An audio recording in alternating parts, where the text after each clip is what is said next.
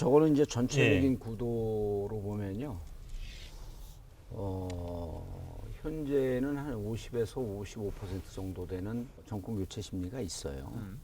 늘 얘기했지만 2002년에 김대중 대통령에서 노무현 대통령으로 넘어갈 때도요. 교체됐다라고 느낀 사람이 한 7%에서 9%쯤 됐다는 거예요. 이명박 대통령에서 박근혜 대통령 넘어갈 때도 비슷한 그때는 조금 더 있었고요. 높았어요. 높았고요. 그때는 예. 좀 더 높았는데 그때는 정권 교체 심리가 지금보다 더 높았습니다. 예. 60%를 거의 육박했어요. 근데 이제 그때 박근혜 찍은 사람들에게 2차 설문조사를 들어가서 확인을 했더니 박근혜 대통령을 찍은 사람들 중에서 한 많게는 13%에서 14% 정도까지 10%가 넘는 수치가 정권이 교체됐다고 보는 거예요.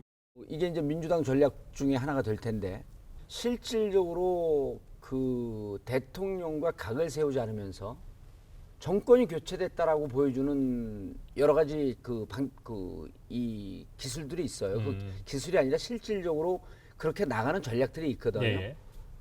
대통령하고 지금 각을 세울 수가 없죠. 네. 그리고 언제 노무현 대통령이 김대중 대통령하고 각을 세웠습니까?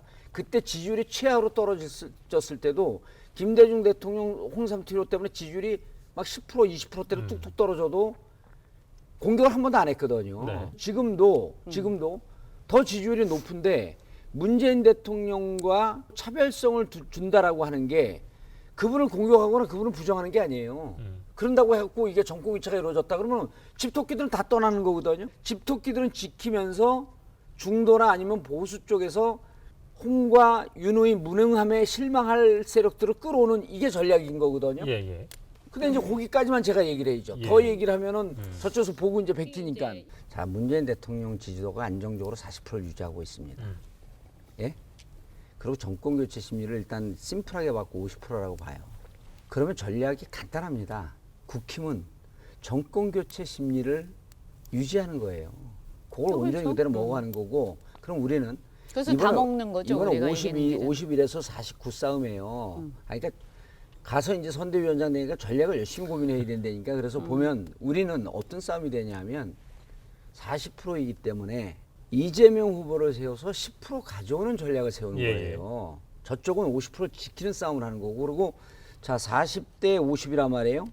40대 50이면 10%가 허공에 떠 있는 거기 때문에 이 10% 가져오는 싸움이 생각외로 우리로서는 별로 어렵지가 않아요. 왜냐하면 어려울 텐데. 아니 60%대 40%라고 하면 어려워요. 네. 예? 네. 근데 20%라고 하는 것은 이제는 부동층 때문에 아니, 부동층하고 또 틀려요. 예. 20%는 정책과 후보를 보고 흘러갈 가능성이 높아요. 그러니까 거기는 50%를 지키면서 1%만 가져가면 되는 싸움이고 네.